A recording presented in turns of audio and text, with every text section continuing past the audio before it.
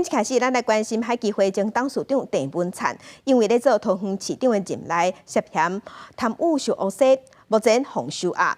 若牵涉这个案，土地变更开发，也有关系的前台塑集团总管理处的总经理杨兆麟，因为伊90岁昨昏开第4届羁押庭，法官尾是裁定，予伊以1500万交保。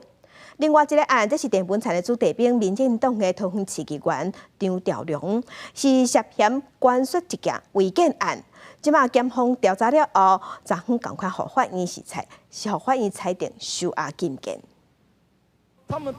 民进党同市议员张兆良17因为涉及违建关系案件，和桃园地检署带回侦讯。检方搜查伊的服务处，总共带回5个人。张兆良也和检方申请羁押。这边涉及的关系案件，就是为着这间龙潭区的超商。18早起，这间超商的玻璃门大单写暂停营业。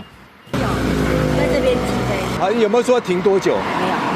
根据了解，地主进前向张兆良定情，希望卖被列入 A0的违建，因为若是被列入就要随报随贴。张兆良敢若是斗相共关系道理，迄当阵还阁伫咧起的建筑无被贴，厝尾还阁租互人开超商。根据土地使用分区，这块地其实是都市计划农地，最近3年被连续加重处罚，地主本人也被加罚6万。桃园市政府讲，将会依照现地违建分类，按照顺序安排拆除。他是在担任市政府的市政顾问期间，的涉入。那我们还是一秉以前的原则，就是无枉勿纵，尽早水落石出啊。我们尊重司法。受到郑文灿市长的肯定，延揽担任桃园市政府顾问的工作。张兆良是郑文灿的子弟兵，伫咧被找入来起火的期间，敢若是进行土地关系，伫18案被收押。郑文灿涉嫌伫华亚科技园区市地重划案件收钱。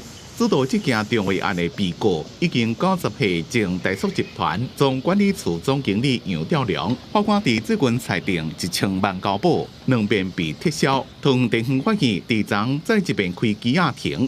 因为考虑杨兆良年岁有而且身体健康无啥好，裁定1500万交保。记者综合报道。